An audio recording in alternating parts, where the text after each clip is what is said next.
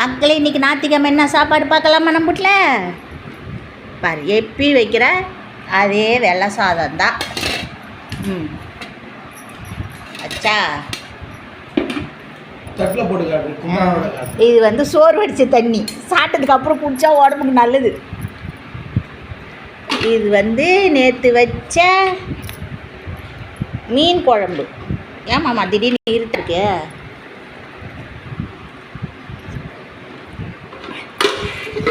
இது வந்து முருங்கைக்கீரை. ஏன் இருட்டாக இருக்குமாம்மா?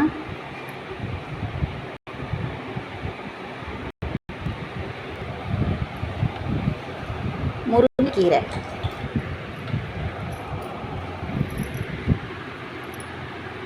இங்கே வச்சதான் இருட்டாகுது. காலைல முருங்கைக்கீரை கடைஞ்சாச்சு.